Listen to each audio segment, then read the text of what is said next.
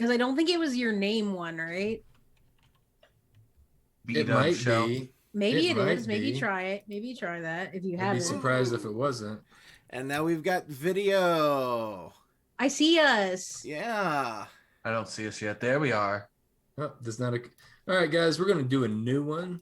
Yeah, make a new one. Yeah. Martlet Ben. Yep. Martlet Ben. I'm going to take our screen, cover up the screens.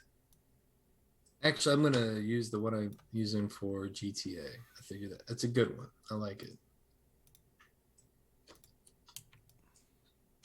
it. And then to make it look fancy, we pop this down that. Boom. Bickety bam. There we are. We are on screen. There. Everyone's looking good. Nobody would ever guess this password. What is wrong with these people? So hi everybody. There. Hello. We are large and in charge and coming to Chunky you. yet funky. Yes. So there, it's been a few months since we were all together on stream. It has been. We've been busy. We've been very busy. We've been incredibly busy. Mm-hmm. So hi everybody. I'm Patrick. I'm the creative director here for this for part of this wonderful little band of rebels and insurgents and whatever other words are going to get us popped up onto the. I don't want to be an insurgent. No, I don't know. Down. Not. I'm not that. Oh, so we'll kind of we'll go around the horn for anyone who's new to the crew. So we'll go Widdershins and we'll start with Sarah. I don't know what Widdershins is, but my name is Sarah. I'm a creative partner at Martlet Games. I am the storyteller for the upcoming London's Bleeding, which premieres on May 5th, Wednesday at 9:30 Eastern, 8:30 Central. I'm getting really good at plugs, aren't I? Yes. So, and then I am a player in a bunch of other projects that we will probably talk about a little later on. So I'm passing the baton. Okay, so next up is going to be Ben.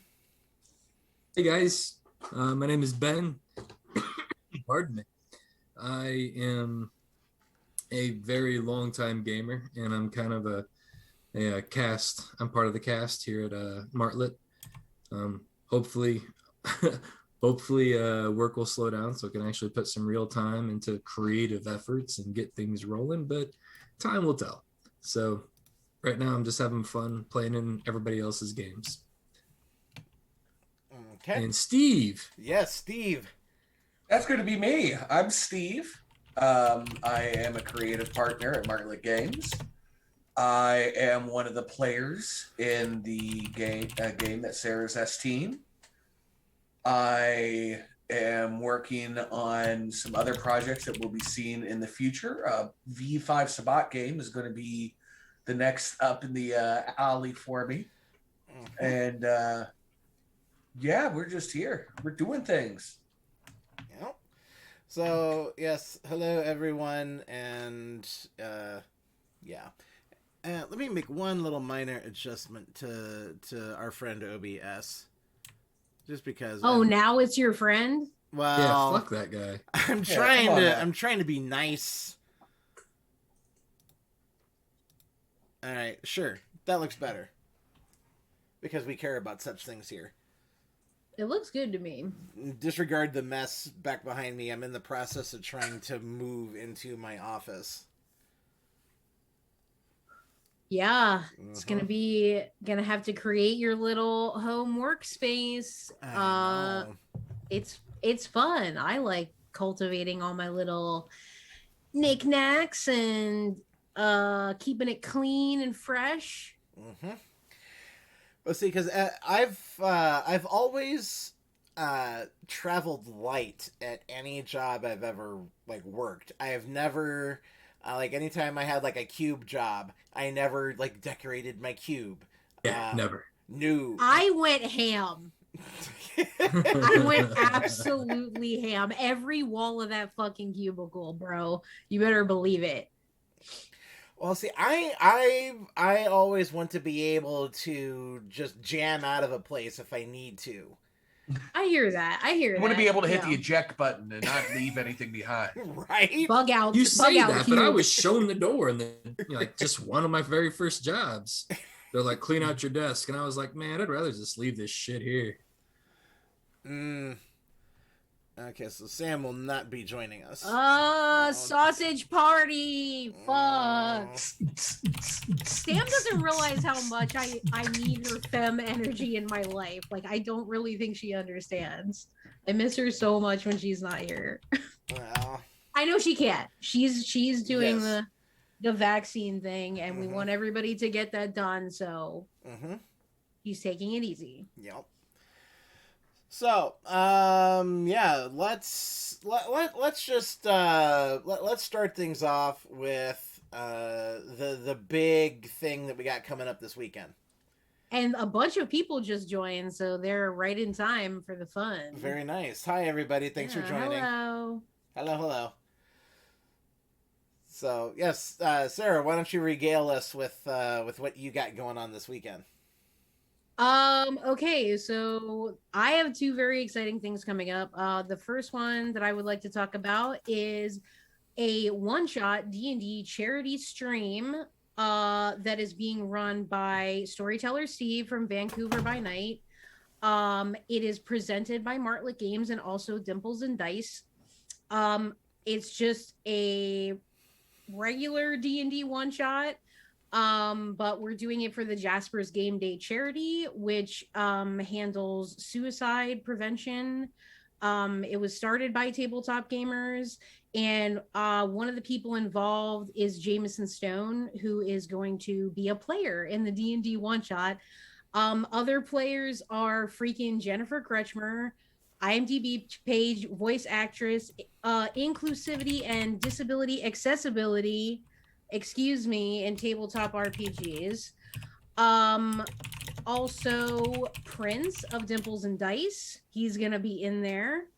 I've had such a good time playing with him in the Vancouver Delve into Darkness game. I'm really excited to see what he's bringing to D&D. Though I know he's a seasoned D&D player and also a DM, so he truly does it all. Prince is like everywhere. He truly is. Like every day on Twitter, it's like, I'm here, like every day of the week. And then he streams on his own. And he just did like a sub-9 run of Hades. Like, stop. Stop, sir. You're making the rest of us look bad. Renaissance man. No, truly a Renaissance man. Like that is facts. And you would think that I would have the URL for Vancouver by Night's Twitch memorized by now, but I don't. It's good to double check. I think that might be it. Cool, that looks good. Maybe. Let's see what this does. Yes, that takes us where we need to go. Excellent. Sweet. Huzzah, we did a thing. I am forgetting one person. Nora Ibrahim. Oh, yeah. Nora Ibrahim. Like, Yep. Excuse me, if you know anything about tabletop on Twitch and whatever, you've seen her. I mean, again, Renaissance person, actress, writer, producer, like all of these things. So I'm just this little Midwest fish in this Hollywood pond, okay? But that's all right. I've been working very, very hard ever since I got the invitation to play on my character. I have gone over my sheet for like hours and hours at this point. I have got such a killer look planned, so I am very excited. And I've like basically never played D&D, and now I'm doing this, so they all know that. They're all well aware. But it's Steve's first time DMing D&D as well, so he's kind of like in solidarity with me. As a D&D player, I really appreciate people that have never played D&D before, because the first thing that would infuriate me is you rules lawyering me. So maybe this will endear you to the group. True, I cannot be a rules lawyer. I actually cannot. There is no way in D&D because I simply don't know. There's Steve in the chat. Hey, Steve. Hey, man. Imagine how the Um, jackass feels in the DM seat, lol. okay, but I'm hyping up all of you, okay? Every single person. Joanna's gonna be running tech, has been integral in this whole process as well, but not a player. Um, I think that's it. So it's gonna be I'm not gonna spoil anybody's class or race for you, but it is an interesting composition of a party, I'll say that. But So um you have to have at least one tiefling and or one dragonborn. I don't want to I'm not saying Okay. anything about who's playing what. I want everyone to Okay. discover it tomorrow. But You mean Sunday? Sunday, I'm Yes. sorry. Other than that, yeah, so that's going to be on Sunday, May 2nd. That is on the Vancouver by Night Twitch channel. It is at 12 p.m. Pacific and 3 p.m. Eastern. I don't really know how long we're gonna go. We may go a really long time. We want to see the donations for Jasper's Day rolling in. He'll get the Tiltify. I believe that's the service that's taking the donations. So, and then tomorrow, the Saturday takeover is also part of Jasper's Game Week. So there's going to be even more fundraising that day. Oh boy. Yeah. Oh boy. So do you want to like pivot into adjacent with that? Okay, so uh I've been participating in Vancouver adjacent by night. We just filmed our season 2 mid season finale. Um, this started off as just a very fun, lighthearted. Hey, we're gonna get into some feels, but we're gonna have fun. And then we all realized, wait, we're all like incredibly talented improvisational actors, and we all are. Shit got real. Shit got real quick, and yeah, we've been. I don't know if Steve, I know you're watching this, but we've all been kind of like I've been jokingly referring to it as oh hi, Steve. how's it going? Oh, hey, Morrow. We've been like engaging in like aftercare ever since we recorded on Tuesday. Like we're still like I haven't actually had any conversations with anybody from the Vancouver adjacent like cast today, but yeah, we were all still like decompressing from what happened. Well, So I think all of season 2 has been pretty intense in my opinion. Season 1, it starts off and it's like do do do do do, but then it pretty quickly like gets um emotionally intense. But I'd say season 2 it stayed going up, and I think this episode on Saturday is like boop boop boop. We're up at the top now, and it's about to go. I think. I mean, that's just me as a yeah, avid consumer of Vancouver adjacent. Um it's yeah. Chaos Demons, he called you. Yes, we love every single minute of it. We're on a 2 week mid season break right now. We're already talking about recording side shit for the Vancouver Patreon. Yes. I love side stuff. Yes, give it to me. And we've got Steve and I. We've had something planned for a while now, and we've just never gotten around to filming it. And this actually happened like at the beginning of like season 2. Oh wow. And now, whether or not I'm gonna be in a position now to do anything with whatever happened way back when, we've kind of skirted around the issue just because it hasn't been like a relevant plot point yet. But once we've got that resolved, we'll see what happens. I don't want to go into any more spoiler territory, but Steve, you are. I sent you the link to the Zoom there in Discord. You are more than welcome to join us at any point in time. I understand if you can't, we're more than happy to just have you vibing in the chat with us. This is cool as well. But by all means, Steve, go ahead and drop the Patreons in the Twitch chat that you got going on. Oh, you're just about to eat. That's fine. We're gonna be here for a minute. So, but yeah, definitely, Steve. Whenever you get around to it, drop the Patreon links in the chat, and I will actually drop our Patreon link in the chat. Look at that. Because we have one We've now. got Yay. one. And if you have it, you've seen the little Zazriel for London's Bleeding. Isn't that exciting for all of them? I've watched it like 100 times just because I'm excited. I'm just like, I say one word in the Zazriel. I say one word. Send that to me in a whisper there. It's because it won't let you actually do any links in the thing. So just DM it to me there, Steve, and yeah. And there's our Patreon. What are you doing? There's side shenanigans going on in the. There's Monty Python going on. So foot. Okay, hold on a sec. Ben, you need to move a little bit. Okay, yeah. Wow. We're all grown ass adults here. Indeed, we are. And Steve did say I did want to also just add on to the D&D charity stream stuff before the D&D game. There on Vancouver by Night also is an hour-long conversation with Satine Phoenix and Jameson Stone. So Steve's going to be kind of interviewing them and asking them questions that people submitted. I submitted a question, and I really hope they answer it because I need help.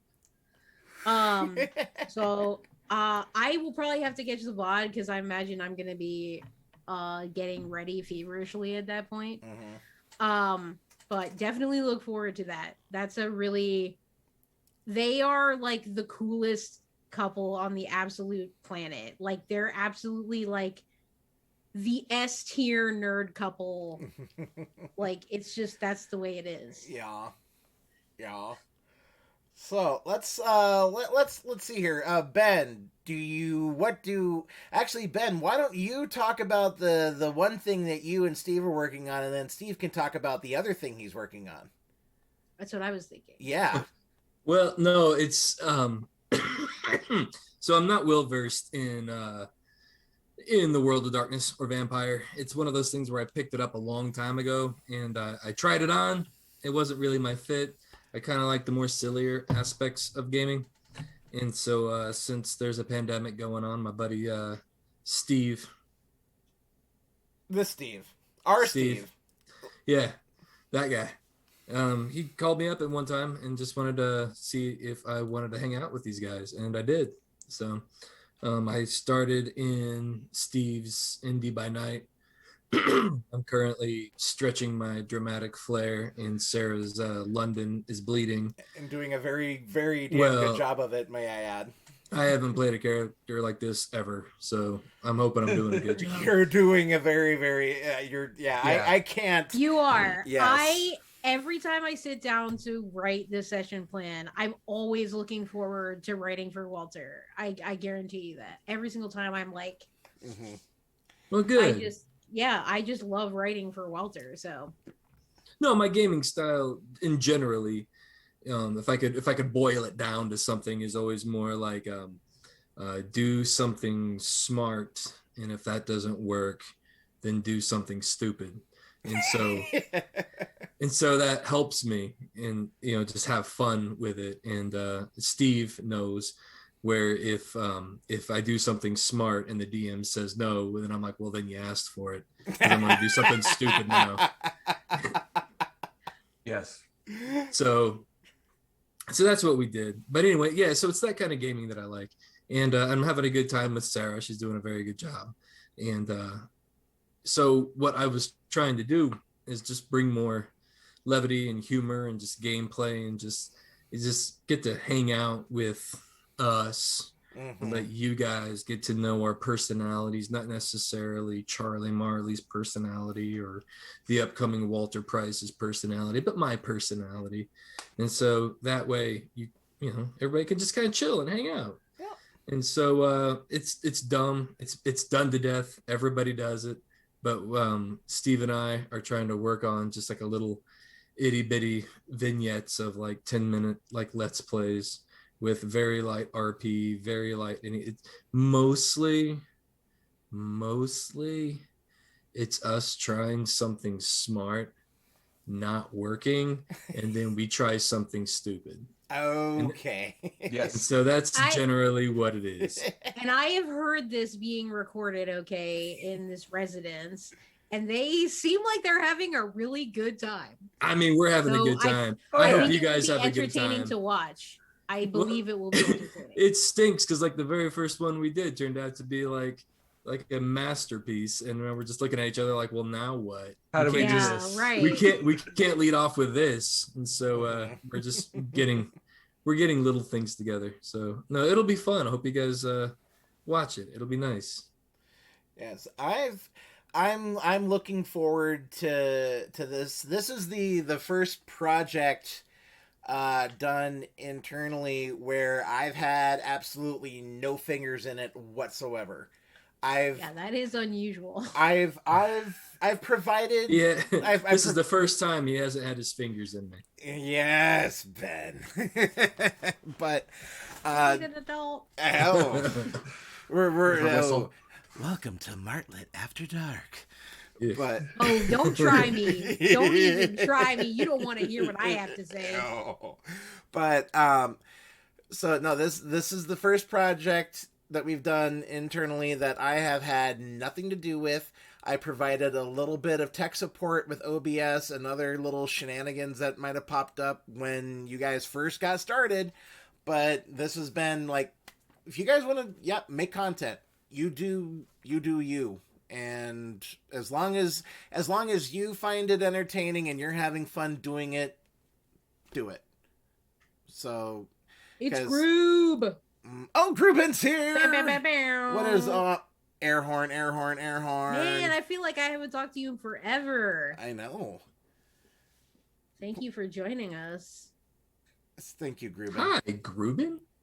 I've seen you around. I don't think I've ever addressed you personally. So, hello, Gruben. Yay. It has been a solid grip, yeah. So, Steve, what do you have going on? This is like I alluded to it in the outro for this week's Vancouver Adjacent. I didn't actually say anything about it yet, so we can make this like the official, like, hey, yeah, this is a thing. Yes, this will be the official statement for it. So if you are just turning in, I am going to be running a V5 Vampire the Masquerade Sabbat game. Ooh. I'm going to be doing a 2-part special. Something very quick, something, I don't want to say quickly, but something that can be done in our 6 to 8 hours that I have your attention. And this will be the first Martlet Games. I believe that we're going to have some special guests joining us. This will be the first 5-person campaign that we've ran in Martlet. And I don't want to drop too much information on exactly what's going down, but I will say that the city that we'll be playing in will be Cincinnati, Ohio. I've been there. I've been there a couple times. Me too. Who's gonna be in it, Steve?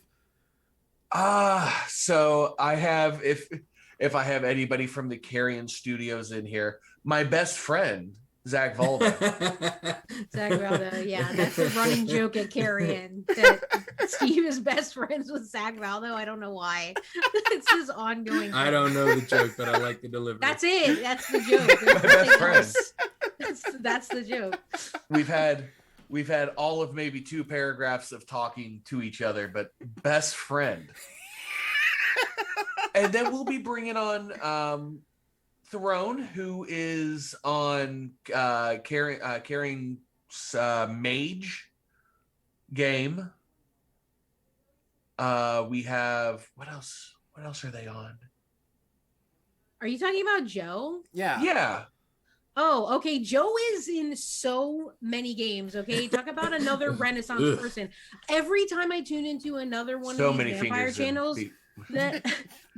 every time I go to these vampire channels, I swear that he is there, and I'm just like, so yes, he was in the Carrying Comfort Mage Limited series as Henri Bordeaux, a very cool character. And if you haven't peeped their mage game, it's a limited thing. Definitely check that out. It's on their YouTube.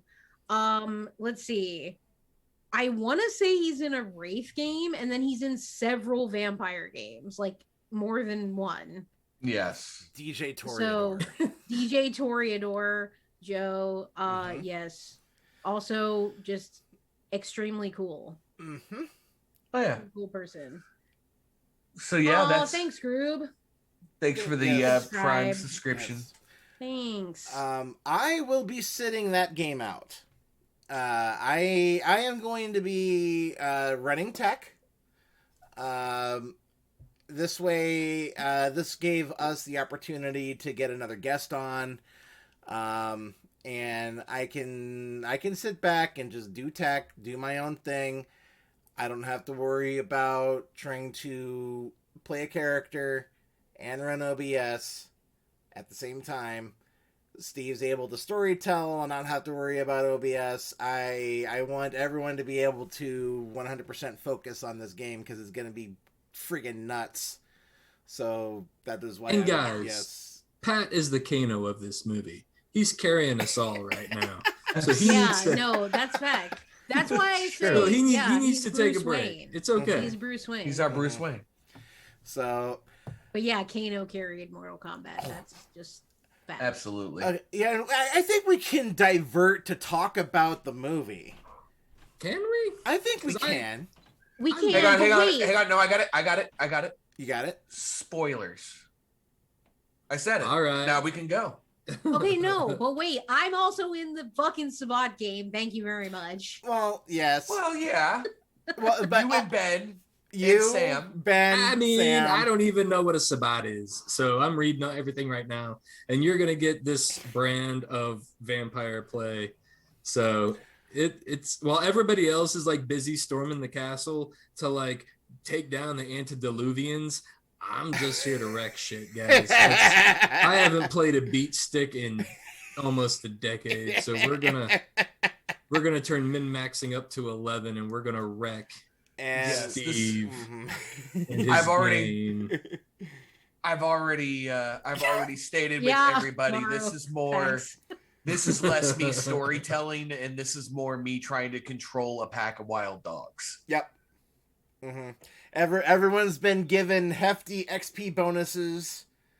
Even characters that really more. shouldn't have the XP I want bonuses.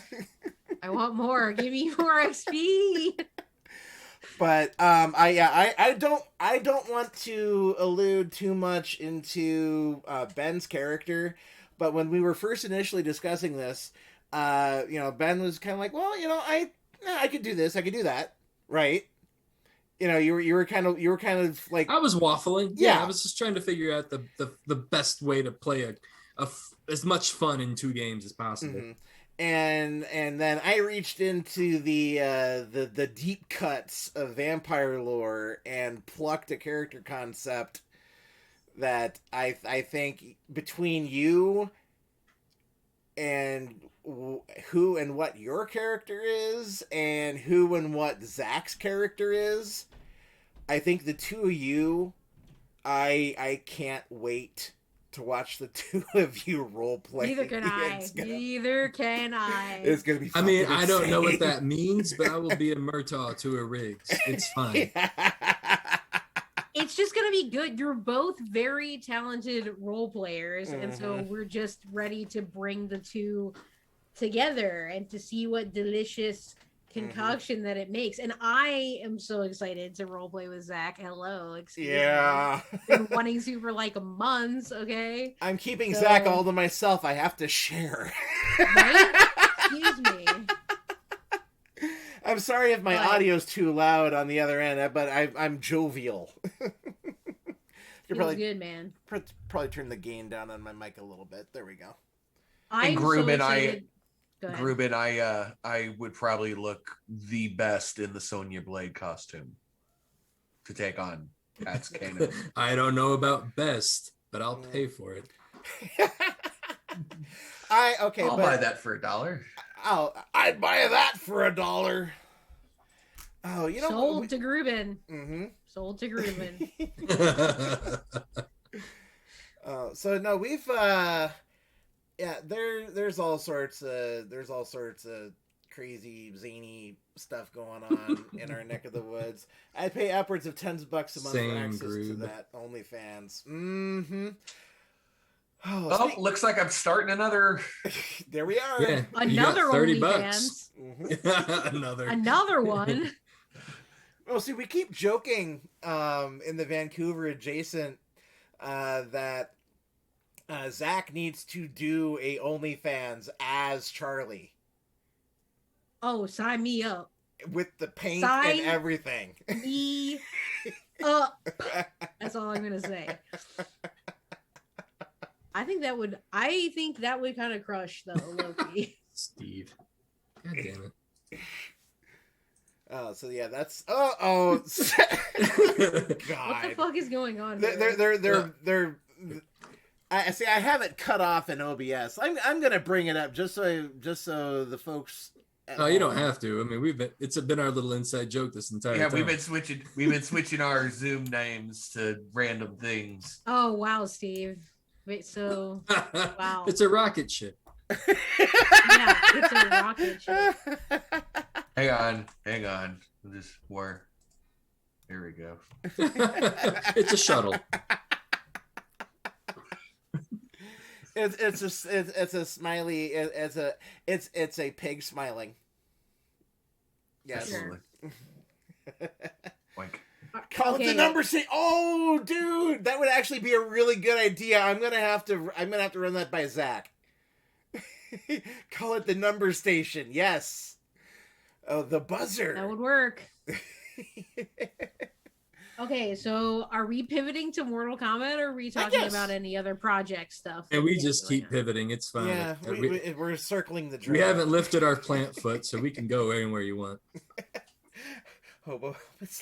Wow. That sounds like something Rob Zombie would write. It was a song by Whale that came out in the very early 90s. You're gonna get some deep cuts, guys. I don't know what Whale is. I've never heard of these individuals in my life. It is the most 1992 song that I can think of. Fair enough. And this is why I love having Ben around. He is just is this bright ray of sunshine. Y'all don't even know. Like, working with Ben is a pleasure and a privilege. Pat, I don't know how vintage you are, but I think I'm the old head over here. I grew up listening to The Doors and Frank Zappa on vinyl. Well, I'm just saying, it's like I was born in 1981. So I was gonna say, I think he's asking how old you are. I was born in 83. Nicely. So you're only I was born in 83. You're not too much older than me. You're a little bit closer to Gen X than I am, but you still fall in that Zennial category. Yeah, I'm the old millennial. Yep. One day I won't be the baby of the group. One day, but the day is not today. It's funny because even though you're in your 30s now, I'm still like, oh, Sarah. I know. I truly thought, I was like, I'm gonna turn 30 and people are gonna take me seriously. And then I'm like, oh, I look like this. I look like this. So it's never gonna fucking happen.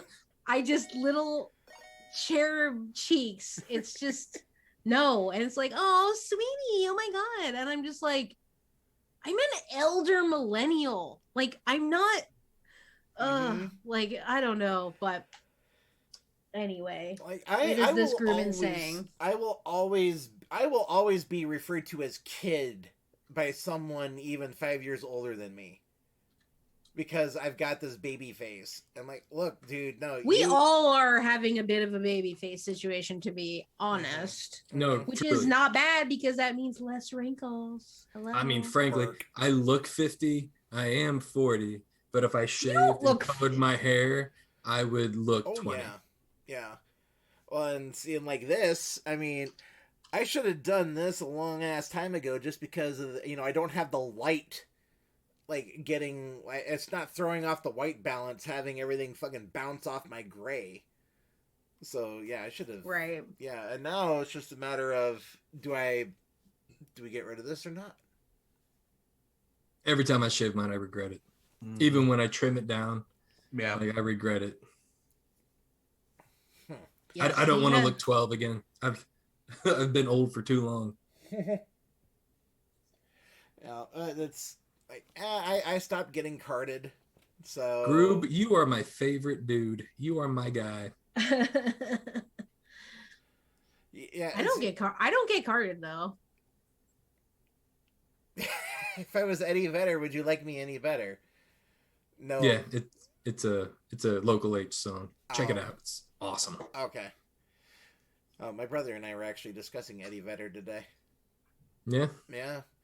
On my I'm calling it my last hurrah trip. Yeah, I'll be right back. Yeah. Yeah, we were just talking about Eddie Vedder and Pearl Jam and how you can, like, learning the words to a Pearl Jam song. It's either really easy or it's really hard. Because you can either just do the phonetic like,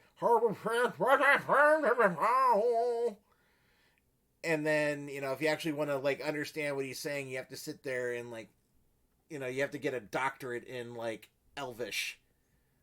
There you go, Ben.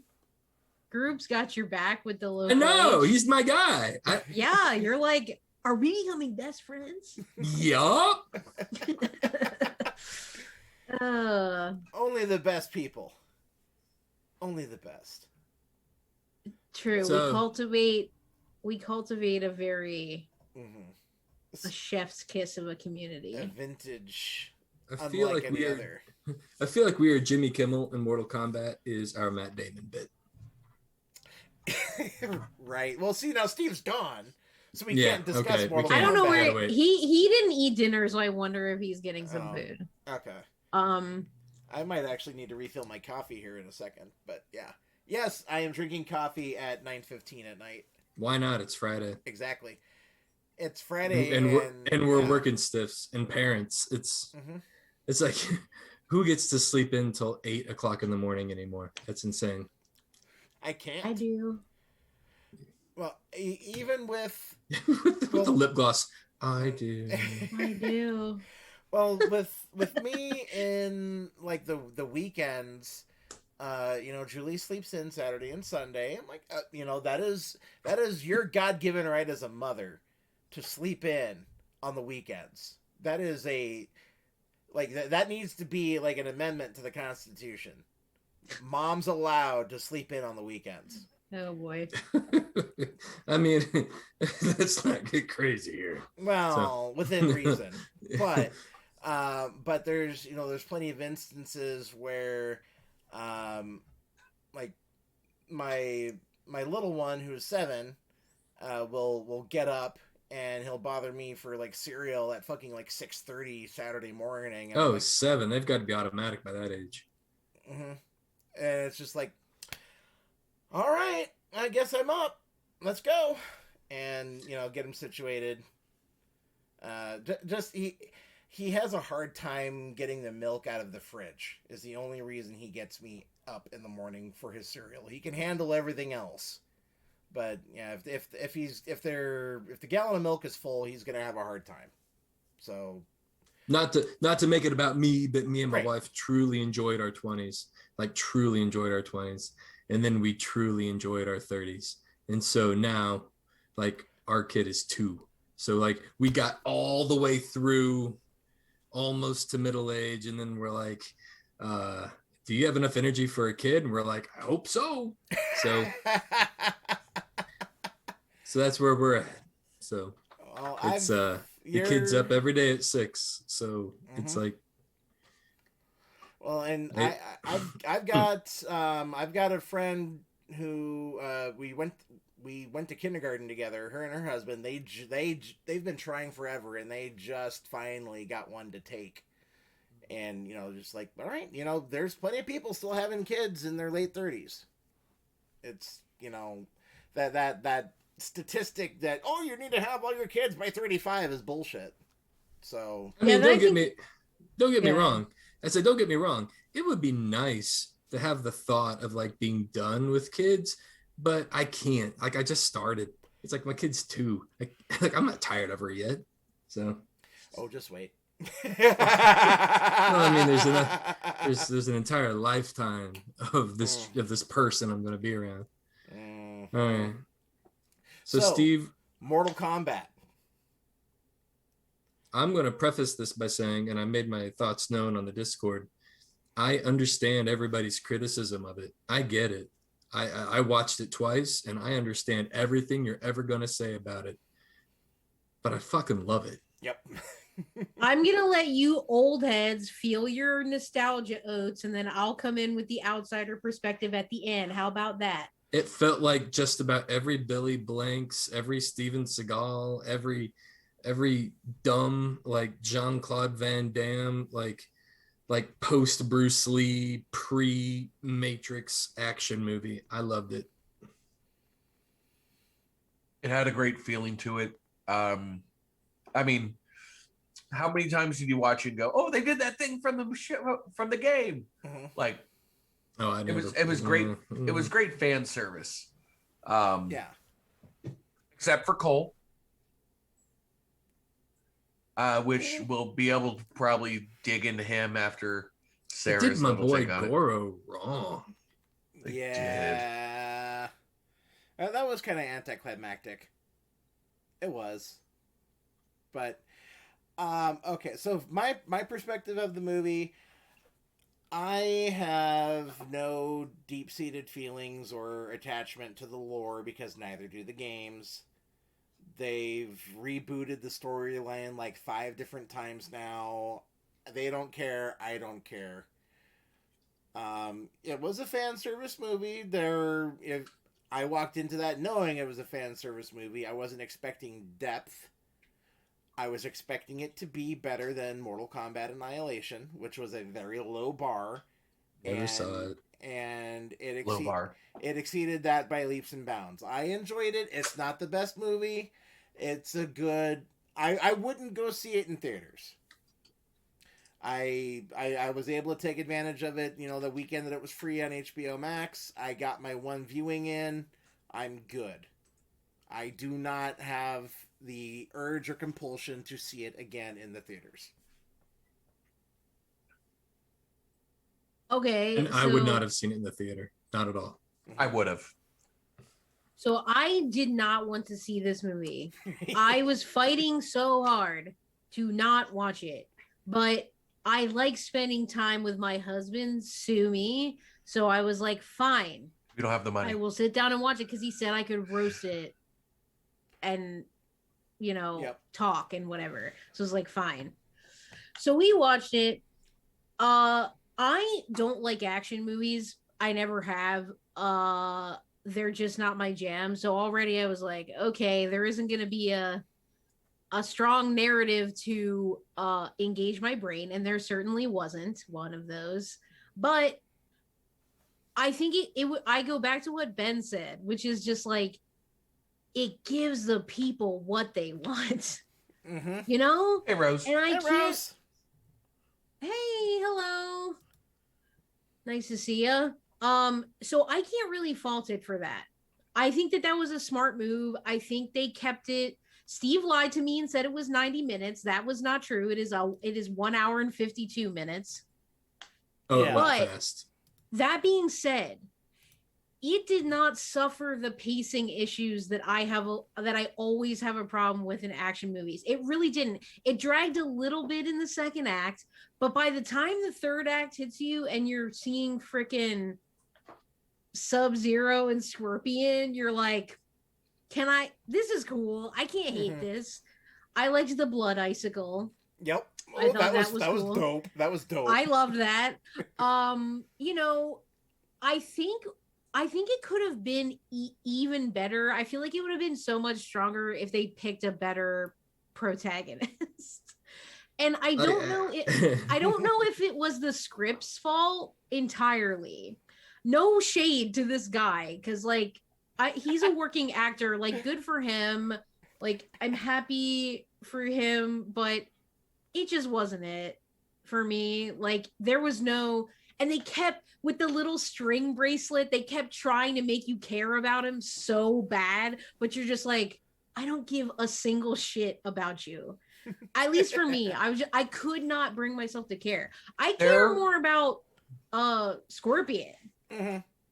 because There you got that was- whole thing in the cold open with this like this pastoral scene interrupted by horrifying violence, and like I cared more about that than Cole's thing, and I understand why they had to weave that in. I get it, but he was just not. He could not carry the movie. Like, he just couldn't do it. So then, but then the problem is the other ones are also not very strong, except for Kano. That dude was bringing it 110% committed, and I have so much respect for him. I have seen him in something else, and I don't know what it is though. He didn't look like that though. He didn't look all like. No, he bulked up and got a little gristly for that role. Oh, 100%. Because I swear I've seen him in like a comedy or something. Yeah, he did sketch comedy. Yes, he did sketch comedy. So I definitely would have seen him then, because I watch a lot of that. Yeah. But those are my thoughts on it. I came away like not as bothered as I usually am by having to sit through an action movie. I'm like, I can't really hate on it. I think it was fine, and like I said, it gives the people what they want, and I go for it. Yep. There was a part in the film where Cole gets kicked out of Raiden's temple, and he goes and he gets reconnected with his family, and me and Sarah both looked at each other and realized this movie would probably be better if this is the last scene of Cole. Like, just take him out from the last third of the movie. Mm-hmm. I would have just enjoyed it. Yeah, he could have gotten his ass kicked by Goro. That'd have been like, oh yeah, that sucks. Goro is a badass. Mm-hmm. He didn't have to get disemboweled by a nobody. Mm-hmm. Yeah. Also, his power sucked. Spoilers. Well, and see, as soon as his fucking armor came on, I immediately knew. I'm like, they're doing like a Black Panther gimmick with this, like his armor's. I never even thought about that. Because they made a joke about it at the beginning of the movie, like, "Oh, you're the human punching bag," and then, shit, I didn't even think about that. And then his armor came on. I'm like, yeah, they're doing a Black Panther thing. Watch, honey. And then he started getting hit, and his armor started glowing. I'm like, called it. Yeah, so I gotta read what Grubin. I feel bad for that actor for having to wear a weird and stiff vinyl shirt just for the movie to recognize it once as a power, and then it gets ignored. Yeah, and because after that, once he gets his weapons, they don't give a flying fuck about the armor's ability. They show it off one more time towards the end. Yeah. Well, frankly, do we though? Like, at that point, I'm just counting down to Scorpion versus Sub-Zero. Oh, yeah. Because that opening vignette bought a lot of goodwill with me. Yeah. Oh, and that, I think, set the tone for the whole movie. Like, hey, this is what you fuckers want. This is what you fuckers are gonna get. And they delivered. You want a Mortal Kombat movie with really good fight cinematography and choreography. You want blood and guts and brutal fatalities. Here you go. Melina was not scary enough. No. I was like, oh yeah, make her super gruesome, the huge mouth full of teeth. I'm like, I'm so ready. And then it was like nothing. It was like she smeared black like makeup around her mouth, and I'm just like, and then there was that one moment where I thought they were gonna make the effect, and then it was like a half-ass type of thing, and I'm like, Mm-hmm. Why? She deserves to get never mind. Well, Get blasted by Sonya Blade, whatever. Yeah, I wanted to see more of the winged huntress demon thingy. I wanted to see more of her. Wait, what? What? The gal That was like, she looked like a friggin' Victorian governess. She was like, yeah, that was like Melina, right? Like, yeah, well, no, it was like Natara, I think was her name in the movie. But I don't know like the Shang lore. Tsung was all like, "Oh, my beautiful," da, da, da, da, da, da. And she's flying around like, she looked badass. I wanted more of her, and then she got fucking bisected by Kung Lao within like, Oh, yeah, okay, got it. yeah, Yeah, Groove got it. He called it out. yep. Can we state though that fatality was just what we needed? Steve loved that. That's my favorite fatality in the game. Yeah. That doesn't surprise me at all. Oh, we have another follow thing. Oh, we actually have a couple of follows. Ben's. Well, Ben's Day. That's That's yeah. me. Yeah. And Hi, and Imako. Imako. Hello, Imako. Marco. Hi. Feel free to correct me when saying your name. Yeah. Thank you for joining Write us. it phonetically so we can figure it out. Yeah. All right. Um, I'm double checking what Rose said here. Okay. So what? Someone's armor came off in an action film. Well, see, the whole like the absorbing of the. Can you watch the clip of me singing, please? No. Sorry. No. Sorry. We're We're stuck in the Twitch channel. We can't leave. Yep. But no, right. But yeah, no. Mortal Kombat without the fatality. I understand what you're trying to say, but I like the idea of Mortal Kombat without fatalities. I would say that Mortal Kombat is actually devoid of fatalities. Jerry Falwell versus Have a good one. Moral. And then Rose, Fight. you corrected the wrong one. Still Mortal Kombat. Moral Kombat. Yeah, Groove's on my side. You're my guy, Groob. My goodness. I'm trying to remember my philosophy 101 class. It's just two priests having a slight disagreement. For 1 hour and 45 minutes. Oh no. That sounds British. It's like a college quad. It finishes with a friendship. Get ready for a surprise. What? Kant versus Plato. I love it. Oh, that's what I was trying to think of. Your categorical imperative is bullshit, bro. I'm sorry. Those are from two different areas. Your anachronism is Right. Oh. Well, actually. Actually, dog with no Well, flubs. actually. It's dog with no thubs. Anyway, we go. Are we still talking about Mortal Kombat? I don't know what we're talking about. I have nothing else to say about Mortal Kombat personally. Well, what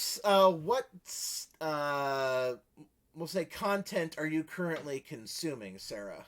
I'm gonna get my autofocus back in, but so like when you are not doing Martlet shit or your day job, what are you watching, reading, listening to? So I mentioned it earlier, but I'm catching all the VODs of the Carrion Mage game because I've always been interested in Mage, so I've been watching that on and off.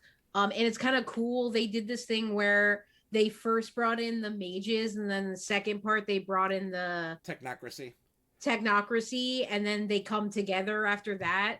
And I really liked that flow. In terms of other stuff, I recently finished this, I guess you'd call it a dramedy on Netflix called Call My Agent. It's a French show, so it is subtitled, and it's about like famous French agents for actors.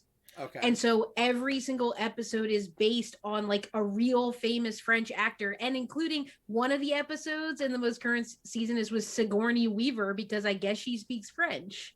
Oh. So, and it's, portraying the actors as like completely unhinged. and then the agents are just that, like, they're working day and night. They're like having to babysit the actors so they don't do like wild stuff. It was so well done. The character arcs are so interesting.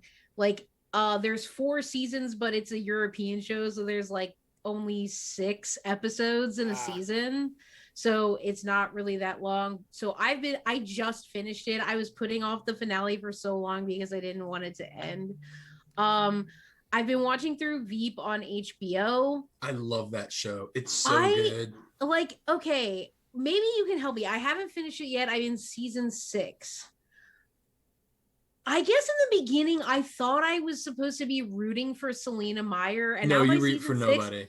I'm like, you are a piece of shit. Like, They you are- suck. They are Like, all pieces of shit. They all are huge, and sometimes the insults are like, I feel like they're trying a little bit too hard to like be offensive and shocking. No, it is try hard vulgar. You're right. It's very, very try, but within that there's some absolute gems, and the cast is incredible, and they have great chemistry that like you just can't replicate. So I've been having fun going through that, kind of in a casual way. Music, I've been listening to like stuff off of my Jude playlist. So like I'm getting back into like Godflesh and KMFDM, and discovering some of the more like industrial stuff that I maybe like missed over the years. So I've been going through a lot of industrial. I'm trying to think anything else. I'm just about to finish book 2 of the Witcher books, the novels. I've been enjoying those. Skinny And Puppy is nice. Ooh, oh, I'm not yes. shocked that you're in here saying Skinny Puppy at all. That is completely on brand. So Mhm. Oh, yes, I do need to listen to them though. I haven't dove into their catalog, but I need to do that. And you know, So they're on my next. the nice thing about Canada with their like cultural like laws there is Skinny Puppy is guaranteed to be played on a radio station somewhere in Canada somewhere over the course of a day. It's got to be on a radio station somewhere because they always have to like have a certain percentage of Canadian content on their TV and radio. I like it. Mm-hmm. It's a lot part of good it's, Canadian. yeah, stuff. it's part of the whole like you know it's cultural protection is what it is. You know, to try to keep you know the Canadian identity versus you know America taking over everything else like it always does. Right. Yeah. I think I'm probably gonna be looking for a new show to dive into, but I'm not really sure where I want to go with that next. So that's probably it for me, really. How about you, Ben? So I don't get to watch much anymore. It's like all the really cool stuff I really want to watch. I can't watch with a 2-year-old around. So it's usually whatever I'm at night. I'm totally in love with my. They're not a sponsor, but I'm totally in love with my HBO subscription. I'm just going through whatever they have going on. Same. Right now, I'm in the mood for a laugh, so I've been watching the first couple episodes of season 1 of a Black Lady sketch show. I just re-binged that entire show. I absolutely. So I'm not gonna lie, it. I don't understand a lot of the jokes, but I laugh. So it's so good. The goes one where way the over gang, my head, but I get it. The one with the gang with the pink headscarves and the meeting. Do you remember that? Yeah, I just saw that this morning. That makes me laugh so hard. Like I absolutely lose it. They're so talented. I thought like having fuck me, was it Angela Bassett, like the leader of like the bad bitch support group? I loved it. So good. And Laverne Cox was in that one too. Yeah, she was. I saw love her. So good. I love the bad bitch support group. And then the gang is probably like my second favorite. You saw the second season just came out? Yeah, and that's kind of why I picked it up because it came across my feed and I'm like, I could go for a laugh. So I did, and I enjoy it. It's a great sketch show. It recently came to my attention that even the bands that I liked that I thought were new were still over 12 years ago. Turns out the Strokes aren't a new band anymore. No. Nope. So I've been purposefully going through a lot of like Spotify playlists and just trying to find new stuff that I like. I'm still looking. I'm stuck in my old ways. I posted something to the Discord about from the Squirrel Nut Zippers recently, I enjoyed that. I love me some big band revival of the '90s. Who cares? Mm-hmm. And so I just posted it up there. Steve and Sarah were over at my place for a fire, and I'm about 7 months late on this, but it just popped up on my Spotify the other day. Grandson. There was a song called Dirty that I absolutely fell in love with. So for the first time in about 10 years, I'm putting the podcasts away and I'm actually going to start exploring new music and bringing it to the forefront. So I've been doing the same thing. I've like kind of gone down on my podcast listening to, and I'm like upping my music listening. I'm doing the same thing. No, and I enjoy all types of music. It's just one of those where it's like I'm 40, guys. I'm going to say this all the time, but like I don't need to listen to music that relates to me. I'm totally secure with this. Mm-hmm. What I'm doing now is I'm finding new music from up and coming artists from underrepresented areas, so I know what the world looks like to me. I want to see what the world looks like to other people. Okay. Do you like hip hop at all? Yeah, absolutely. Okay, then I'm gonna give you a recommendation. This is a very quick listen. It's called the artist is called Backwash, and the album is called God Has Nothing to Do with This, Leave Him Out of It. And it is, to me, such a good hip-hop record. If you ever watch The Needle Drop with Anthony Fantano, I don't know if any of you do. I found it through his channel, and it's really, really, really good. The album. It's dark, but talk about a different perspective from your own. This is a Black trans woman who I believe her parents are Nigerian. Yeah. And it's just such a cool album, just so unique. So I would give that a try and see what you think. I'd give it a shot. Next time we hang out, I'll tell you how I felt about it. Which will probably be good. Excellent. We'll see. I thought Steve was gonna love it, and then he didn't vibe with it. I thought for sure he would. I get down. There's like 2 tracks that You really sing get down "Don't with, Come to the Woods" all the time. You're Yeah. always singing that. So you did like some of it. Steve, or Vancouver Steve, when I got into my my juvenile alcohol consumption, I did not play with Zima. I missed that train. Thank God I missed that train. Have that. I've heard that's just things. Like proto Smirnoff Ice, right? Yeah, I guess I would. It tasted more like Sprite, but yeah. It's like Smirnoff Ice. And I remember the ad campaigns because they always replaced every S with something different. Yeah, Zay, you're out for a beer. I remember that. I remember that line. Oh. There was an independent comic book. I used to be a huge comic book nerd, but not like Marvel, DC. I really like I call it independent, but like they were national, so it didn't really give a fuck.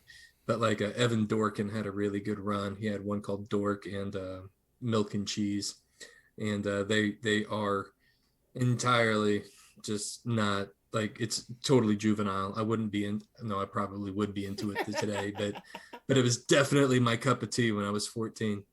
And they used to make jokes all the time about Zima, and it was just like, Germans pissing in a vat.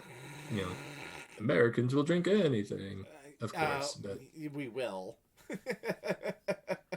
I mean, we import holidays from foreign countries just so we can drink.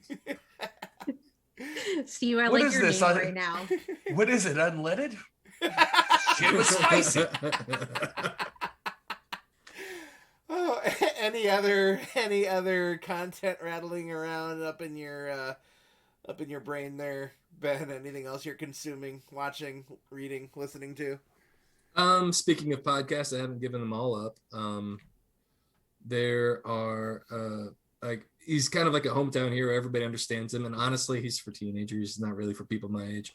But John Green has been doing Oh for quite yeah, some time he's a good the dude. Anthropocene Reviewed, and if you're looking for just a quick 10-minute beautiful essay on anything, that like the Anthropocene Reviewed is something worth checking out. So he did an excellent breakdown of the Indy 500, which may not mean much to people outside of Indianapolis, but it's just kind of fun how he put it into poetic terms. So check it out. Like, and then he gives everything a 1 to 5 star. So it's Cool. nice. Groob, you're fighting the good fight. I'll drink your share. How's that? Steve, how about you? What do you got? Well, I'm a simple man, and as a simple man, I love my pro wrestling. Mm-hmm. So it's been an interesting week.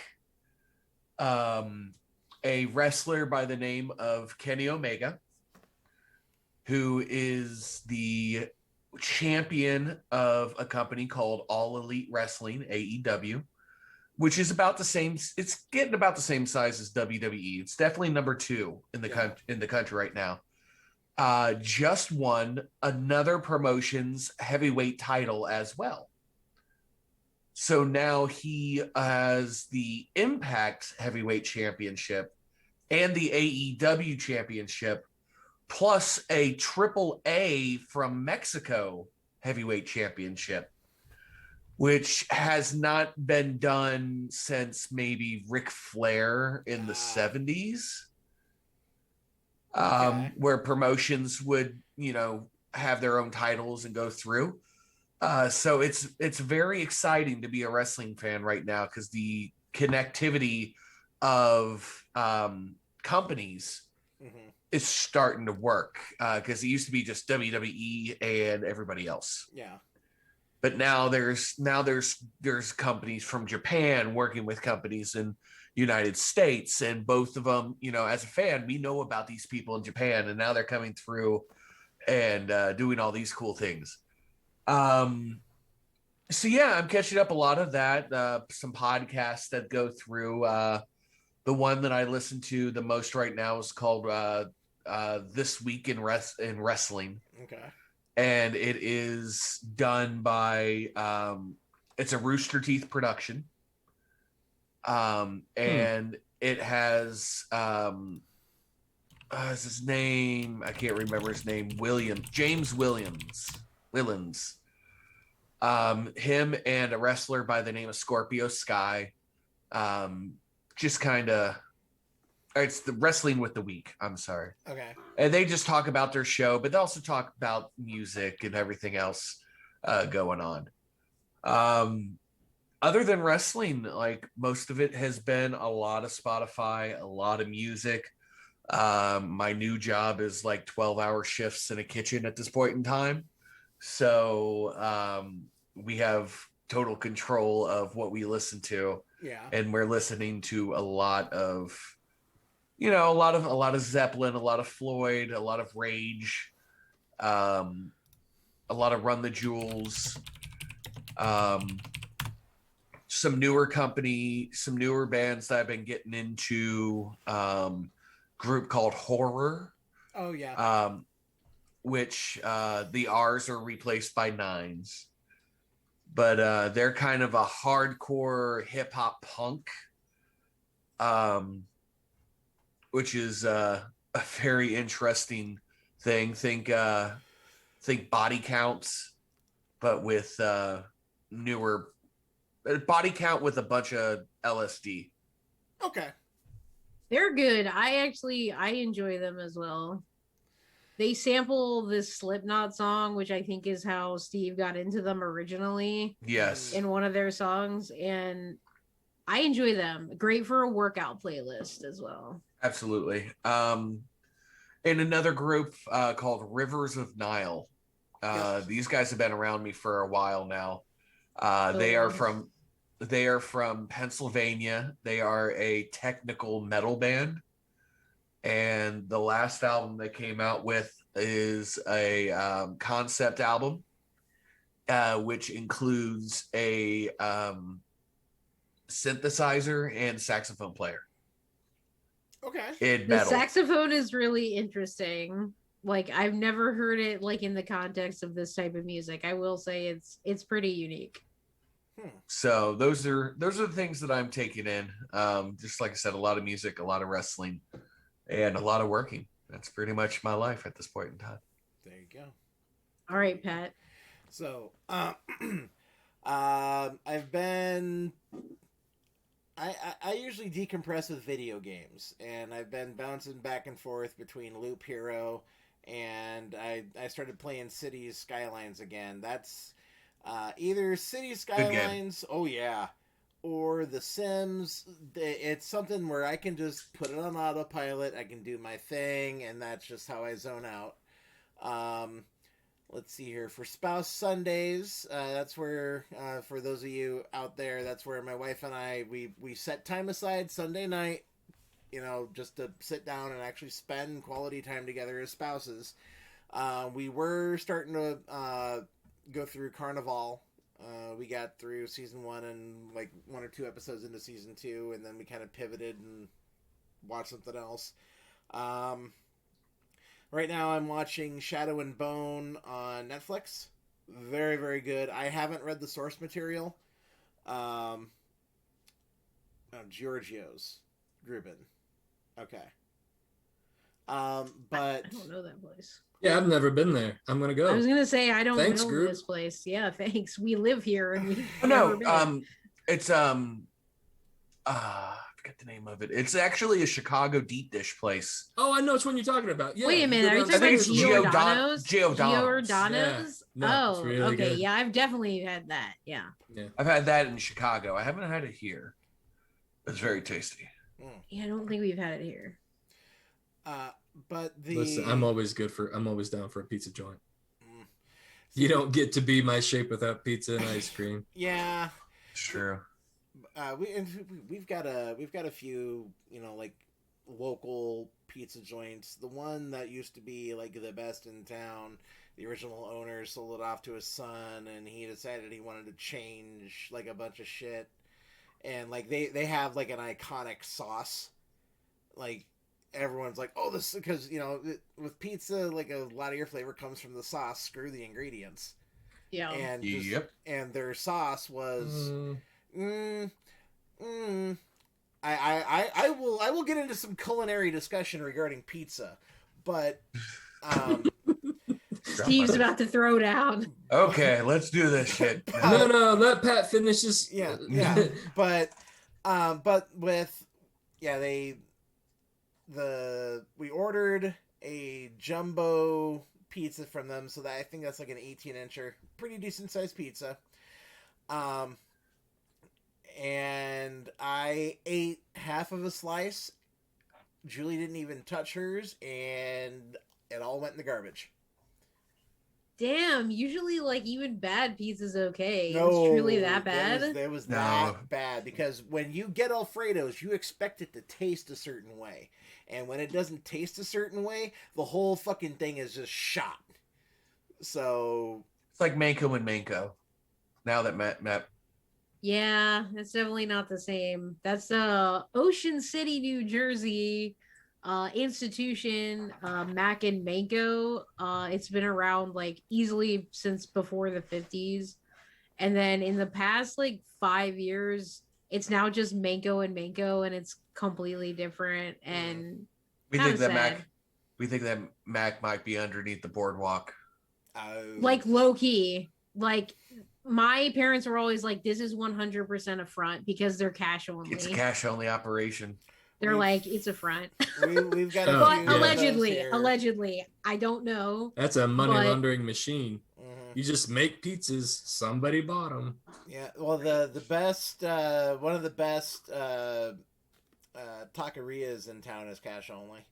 They keep their financial record is a brown sandwich bag that they have next to the register, and you can go up, and if you've got a big bill in your hand and you go up and you order, they usually will, like, something that would normally cost like 15, you could probably get it for 10. Because they will wash the shit out of that. Is Morrow, is that the one you're talking about? I will slander Lawas as much as I want. Their food is fucking amazing, but goddamn. Oh, no. I have a Lawa story, Morrow. I have a Lawa story. So I went to the Lawas in South Sioux, and it was during Lent, and they had this, they called it Mexican bread pudding on their little whiteboard behind the register. And I'm a sucker for bread pudding. I love bread pudding. I love flan. I was thinking it was going to be something like flan. It was 3 pieces of plain white sandwich bread with horchata milk, or with horchata and diced bananas. That was their Mexican bread pudding. Womp womp. Yep. But yeah. Yes, that is exactly. Yep. I one fork. I took one bite. I think there were raisins and almonds in it too, in the horchata mix. There were raisins and almonds too, but ew. Yeah. So, anyways, media. I've been listening to a lot of like Doja Cat and Run the Jewels. I kind of bounce back and forth between the two of them. And as far as podcasts go, I've been giving Old Gods of Appalachia a little bit of a break. I got current with them a couple of weekends ago, or a couple of weeks ago, so I'm just going to let that kind of like build up some episodes. I pivoted over to the Magnus Archives.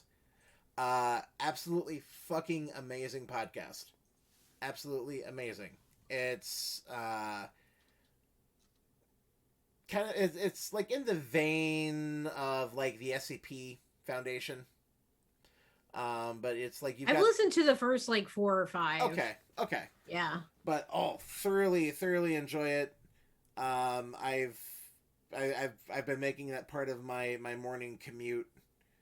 So now I'm gonna have to find time to squeeze them into my day, cause someone ain't got a commute no mo.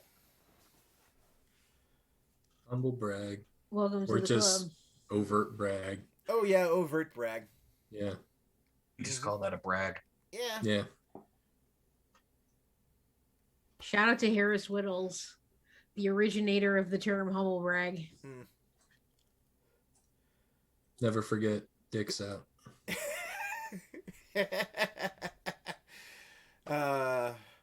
Rest in power, sweet Prince Harambe. It's like even the jokes I make are 20 years old. Jesus. Wow. Sorry. I went to the Cincinnati Zoo actually. I went there just because we like going to zoos, and I am the asshole that took the picture of Harambe right next to the exhibit. Wow. And then I didn't do anything with it because I'm a human being. But still, I have it if I need it. Just right there, the ace up your sleeve. Yeah. It's like, you know That's what funny. people are going to forget about? Hey, oh, you know what? We should probably, Sarah, we didn't really talk all that much about London's Bleeding. You know that? I was wondering. Oh, I was shit. like, we didn't really talk about Yeah. it too much. We kind of dived into like this weird, like, yeah, we went off on some tangents. So yes, Sarah, That's okay. please regale us with London's Bleeding. I mean, I don't want to give away too much, obviously. For those in the chat that missed the earlier announcement, the first episode of London's Bleeding, which is a historical V5 chronicle that I'm running, it is coming out on Wednesday, May 5th at 8:30 Central, 9:30 Eastern. I have been working on this game since like around October, November of 2020. So I've been doing so much writing and research since it's a period chronicle. I definitely had my work cut out for me there. Uh, but I was really inspired by this like post World War One setting. So it's taking place like near Christmas, which is like which will be the first Christmas where the world is not at war in like 4 years at that time. So it's kind of this mixture of celebration and grief, and then you also have the Spanish flu, and it's the first winter of the flu, so that's a very dire situation. And then to give you a little bit of a zoom in, when I was creating the chronicle, I wanted London, but it's so big and there's so much history that what I decided to do is sort of laser focus on one or two neighborhoods of the city. So it's taking place in this East London, above the Thames sort of setting, because I was focusing on the personal horror of the characters. And so you're already sort of zoomed in on their lives. So then I wanted to sort of have that reflected um in the setting. And we do go to like famous London places. They're just like East London places. And it's at this point, East London is like a slum, pretty much. Like, and you'll hear me go into some of the reasons why that is in the campaign and things like that. But yeah, we filmed quite a bit of it now. So we got all these episodes that are ready to be edited, and Pat's been doing a really great job with the images and the editing, and it's very exciting. It all is starting to feel real. I can't believe it's actually like gonna come out. I feel like it's just been this germ in my brain for so long, and all of these recording sessions. Um, but I'm really proud of this. I'm proud to have my name on this. Like, it's turning out the way I want. The pace is on point to what my plans were. Um, I can't believe we only have like 2 more sessions left to film. That's so weird to me. The next one, especially that we're filming, is really gonna bust it all open. So I'm excited to put the players back in. We took a little bit of a break because I was doing the D&D charity stream, and we had 2 really emotional sessions. So I just wanted everybody to just like take some time. I mean, what else about London's? Like, do you want No, to I talk think about your characters? Yeah, Or yeah. So yeah, Ben, why don't oh, you start? so. As I stated, I've never played a character like this before. Sarah and I most of it, and I don't think it's any secret, but it's like this is Sarah's first game, and like most people, I've been part of countless games, and I love playing them, and I wanted Sarah to actually have a really good experience and like and realize her vision of what she wanted her game to be. So we talked back and forth and just got a general feel. Now Walter's not devoid of all humor, but it's also one of those where the character I'm playing, Walter, um, I wanted it to fit with the tone, I guess. And so I worked really hard to try to make like not necessarily a compelling backstory, but a emotionally honest character. And so I thought that's what I wanted to do. And so we've been going back and forth. And the thing about Sarah as a storyteller, especially from my perspective, is that she does give a lot of the story moves forward. But like this last episode that we did, it gave everybody room to breathe, which helps me because we're not in the same room. I've known Steve and Sarah for a long time. I've met Pat within the last year, and we're getting along great. And there's another player, Sam, that I haven't met in person, and we just kind of play the game together.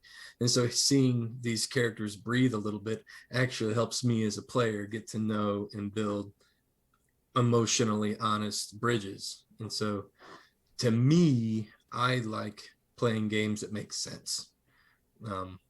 So she's doing a really good job connecting those dots. Everything has consequences of what we're doing, and I love that style of play. And and she puts me in some hard positions, and that's exactly what I like, because I wish I could be more highfalutin about it, but I'm not. It's like this is all make believe. This is a way for us. At its core, it's a consequence free power fantasy, and we do this just to have fun. But if we try just a little bit harder, we could actually try to feel our way through situations that aren't normally we don't put ourselves into, just to explore what it feels like. Right. And so I don't do that very often. All right. But Tell us a little bit about Walter himself. um A little taste of backstory without getting spoilery. I think we can do that. no, Walter was, I mean, he grew up in Manchester at the turn of the century. He went off to war. He was one of those poor fellas that saw the white feathers getting handed out. So he signed right up, and he just went to go to war for the adventure of it, to prove his strength, to prove his manliness. And I mean, I don't know if we're going to explore it in the game or not, so I don't really want to give it all away, but it's definitely something where he didn't make it back. I mean, or he did make it back, but changed completely. So we had an idea that he was changed on the battlefield by scavengers, or not a scavenger, but the sire was somebody that picked his progeny from this group. And so, and we haven't explored the sire yet. Sarah, we should explore that sire. Yeah. I have plans. And then here's the thing, and I think I've told everybody, all the players, this, but like I don't know how any other storyteller does their thing, okay? I sort of wanted to I watched Pat's primers on YouTube, brick by brick, building a city for vampire, check it out. I watched that, and I took advice from Pat, and I obviously like watched a lot of people storytell vampire, but I didn't want to know point by point how they did it. I just wanted to do what I thought would work for me and kind of make my own system. So in addition to the like overarching narrative plan of the Chronicle, I do yes, I am preparation. I am preparation station. Prepared. Okay. I'm preparation station over here. I write a personal narrative plan for every player. So I have a document for all of the players, and I say, I want to challenge them with this. I want to explore this aspect of their character. I want to pluck this from their backstory. I want to put this NPC in their story. I want to put them in situations that's going to have them question their beliefs and question their convictions and suffer the consequences of, frankly, the very perverse situations that are going on in these characters' lives. And frankly, if it was Steve or Pat doing that to me, I'd be like, fuck you guys, we're going to do something stupid now. Well, I appreciate your respect for the tone of my game, and you know what I have going on, and thank you for all the nice things you said about me, Ben. Also, I do appreciate that. What clan is Walter? Walter's Gangrel. Guys, I'm new to this. I'm trying to do my best Gangrel, but he puts a lot of ideals, and he finds his self-worth and his strength, but he's not like short guy syndrome, like, I'm strong, guys. No, he truly believes himself to be strong. He's above it all, and he's really not going to get involved in unless you really want to get involved in it. And so you could just see in the gameplay where he's like over it. Then somebody's like, hey, punk. And he's like, oh, punk? Do this? You want to do this? Exactly. Yeah. And so that's really where it goes to. So he is trying to build himself. He's trying to build himself a tribe. He wants to build himself a tribe of like-minded individuals where we can just like imagine a bunch of gym rats trying to pump themselves up and slapping each other on the back. It's like they truly love each other. It's part of the group. But I mean, you guys have to watch to see how it turns out. Yeah, Because you truly 'cause- do. because I am under no delusions. Like, I'm not trying to build like an Uber mensch or anything. This is a flawed man. Sure is. I thoroughly enjoy Walter. Yeah, Walter's great. Walter's got some great scenes in the show.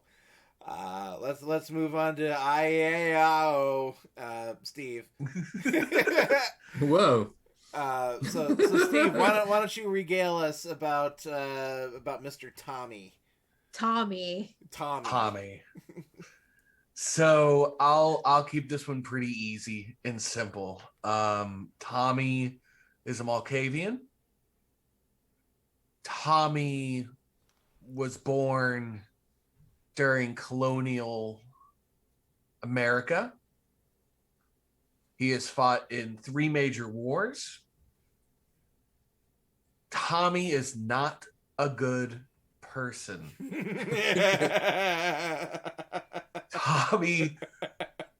Tommy is violent. Tommy has switches. Tommy. Ruben likes Tommy. Apparently. He's a psychopath. He's crazy. But not in the traditional Malkavian crazy style. No fish I would malks say. here. Yeah, no fish No malks. fish malk. No fish malks allowed in my game. I've only fish malked once, and I burned down 2 Elysiums in one night. But Oh my that's god, just you're gonna tell me that story. That's until your why I dying quit day. playing vampire for years. Steve, you just hey, it was a LARP. It was fun Ugh. for you. for me. But You have a Venture shirt, Pat. What the fuck? Yeah. Oh, that's cool. I didn't Yeah. know you had that. Sorry. Yeah, this was when By Night Studios did their Halloween thing. Like, oh hey, yeah, we have a storefront now, and they had all of the clan swag. I got Gotcha. my Venture T-shirt, and I believe I have the Camarilla Ankh hoodie, Oh, damn, that's Nice. cool. and then I got it. I got another shirt from Onyx Path because I backed the Ghost Hunters Oh, thing, yeah. and they always have like a T-shirt if you back at a certain level. Yeah. I personally would rock the Jason Carl T-shirt, Steve. I personally would. I probably would too. Mm-hmm. All right, Tommy. Yes, more Tommy. what more Tommy do we want? Tommy is. I'm trying to What say. does Tommy do to earn his money? So Tommy works a little protection, a little nice, interactions with a local brothel who also is used for consensual blood drinkage. Mm-hmm. So we have donned Tommy the blood pimp. Yes, he's Tommy the Blood Pimp. Groob wants to know Tommy's beauty routine. Tommy's beauty routine. Actually, he has a beauty routine, and I haven't explained it yet in the game. What are you Yes. talking about? This So- is new information to me. So Tommy every day will shave his beard to look nice. He'll put on his black shirt, he'll put on his cap, and he'll put on his perfume of orange and clove. Oh, that's nice. I mean, that sounds like getting dressed. Yeah, but it's still a Okay, beauty routine. perfect. It's his Great. routine. My routine. There. I didn't know that Hey. about Tommy either. That's I didn't know that. I was gonna work- Fantastic. I was gonna work it in sooner or later, okay. but Okay. I'm sure I'll get there. So tell us about Rafe. So I am playing You're Rafe The Williams. Malkavian getting dressed. Yeah. But I am playing Rafe Williams. He is a 3-year-old fledgling of Clan Toreador. He was a journalist in his mortal life and actually went over to the continent to cover World War One as close to the front as he could. Um, the war changed Rafe, even though he never actually fought. He was still like in the mud with the troops sometimes, and some of the stuff that he's seen and heard, um, it put a strain on his marriage, and he went back to Europe and ran afoul of we'll say war shenanigans, and was embraced. And I don't want to go too much more into detail in that regard, but now he has the war is over. He has returned to London, and he's walking a very thin line between his mortal existence and his kindred existence, and also trying to reconcile what it is to be a kindred in this kind of a society. Definitely. So why don't you talk about since Sam's not here? Why don't you talk about Lillian Crawford, Sarah? Yeah, I was gonna say something. Yeah. Why don't we all say our opinions on Lillian Crawford? Let's not do that. So Sam McClarty is playing Lillian Crawford, a Ventru. She's just like very Ventru, she's a boss. She has this family that she's taking care of. In a certain sense, she's trying to expand her financial empire. There's some family stuff that's going on. Well, she's trying to build a legacy. She's trying to build a legacy, absolutely. She is, out of all the players, the most involved with the Camarilla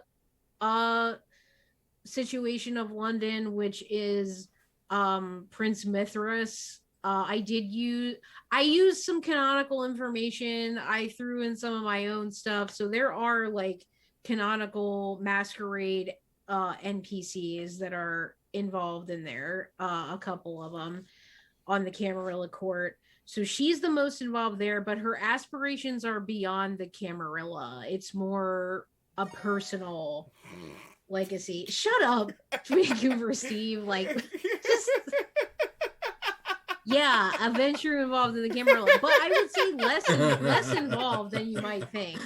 Less involved than you might Get think. out. But by no means are we supposed to hold Charlotte Ardennes up as a fucking poster child for the Ventru clan. But yeah, a very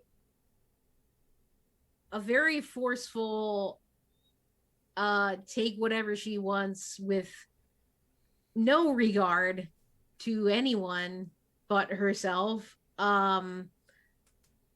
She has been the most challenging for me as a storyteller to write her path and give her narrative beats. But I think as the chronicle goes on, you start to see more and more of her and what she's done and the way she's conducting her kindred existence. And I do really like writing for her character as well. And she challenges me as a storyteller. I mean, plain and simple. I have to create obstacles. I have to have her question her motivations and her social situation and her relationships. So that has been a very fun thing for me. So that's the little coterie, but they come together in a very unusual way. So it's definitely not your typical coterie formation, I'd say. And the one thing that I found real interesting from a player's perspective, okay, Venture don't question their motivations. They pay out. Yeah, I mean, yeah, yeah, but I'm gonna try anyway. yeah. But the thing that I found most interesting was the fact that you actually, from a technical standpoint, you have two Ancilla PCs and two Right. fledgling PCs. Yeah. And uh, normally if it were other circumstances, I personally would have been concerned about the power spread Right. between the two halves of the group. But that's honestly that's not been a thing at all to really pop up, which is awesome. And ultimately, I don't think it really was too much of a concern to me because everybody's character is pretty different from one another and like they have different strengths, and I just knew that all of you were seasoned role players and that, you know, I think you can manage the power dynamic Yeah. amongst yourselves for the most part. Mm-hmm. I mean, I don't even spend XP. The fun part is playing the character. Yeah. Yeah, I haven't spent any XP at all for Rafe yet. Not even your Christmas bonus? Not even my Christmas bonus. Oh no, we're saving up for the Roman candles. We're gonna get the fireworks. That's what Steve's doing as well, I think. Absolutely. So everybody's saving up their XP so they can take something really powerful and just fuck my day up. Who wants to obfuscate with me? But one thing though that I like doing with Rafe is I steered clear of the normal like Toreador archetype. And, absolutely. Instead of rolling with like the actual like full on like normal presence powers and shit, he's actually has Obea or Obea, however you want to pronounce it. So yes, you got a Toreador walking around using a traditional Salubri ability, and yeah, it was nice that the companion came out right before we started character creation. Yeah, that was fortunate. That's how long we've been sitting on this game. Right? I'm gonna do it one day. I'm going to you get the Ravnos to do that there, VC Steve. You get the Ravnos to do that for you. All right. Well, I think we could probably call it a night, unless there was anything else anyone wanted to discuss. No, I think we kind of gave a nice little bite size of London. If you're on the Patreon, you have access to the Zazriel. I'm just like doing all my plugs basically. Yeah. So yeah, for the last plug. So Sunday, please go to Vancouver City by night at 12 Pacific, 3 p.m. Eastern for a D&D one shot that I'm participating in with amazing cast. I went through at the beginning, and then if you're on Twitter, you've seen that there's another special guest just got announced for the game that I didn't know about either. Yay! So I'm kind of freaking out all over again. Yeah, you got May. May's joining. May. Like God. So please check that out. Donate on the Tilt of Eye for Jasper's Game Week.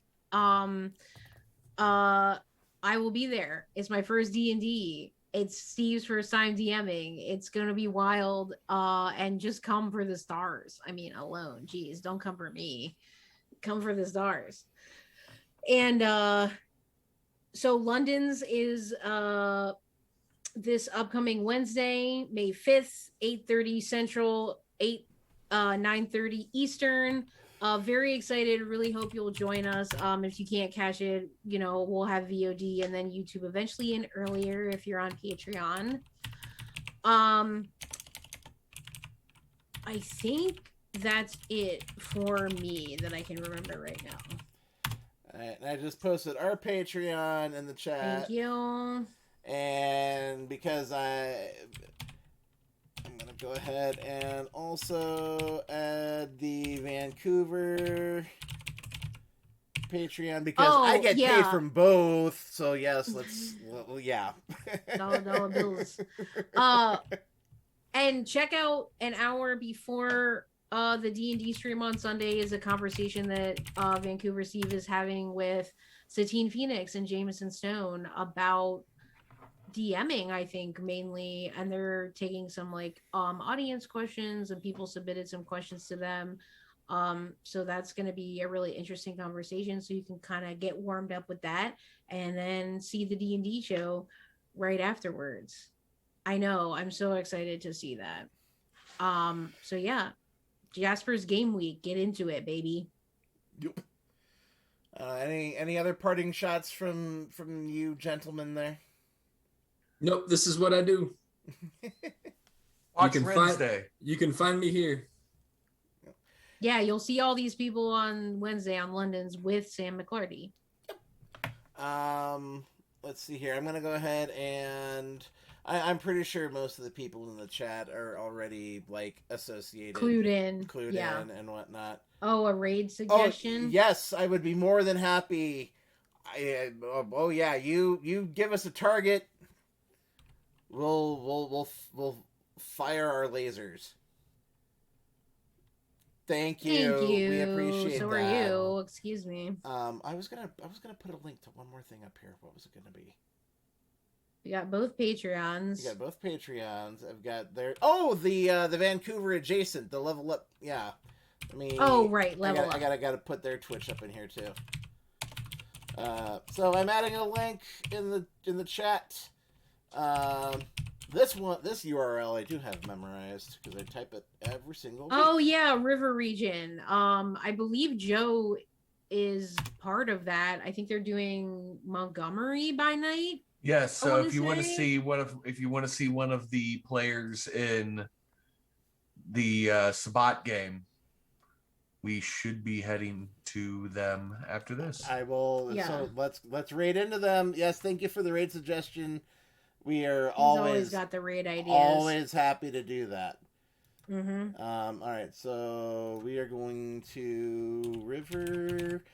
I think I'm following these guys. Yep. I am. Yeah. Yep. All right, so we're gonna start the raid. Let's go get them. Bye, everybody. Thanks for hanging out. Yes, thank you all. Drew, Morrow, Steve, Joe, everybody out there. Thank you. Yes, thank you. See you all later. And let's raid. Take our raid love. Deboosh. Okay. Oh shit, Joe's the storyteller. I was like, I'm pretty sure he's the storyteller, but I wasn't 100% sure.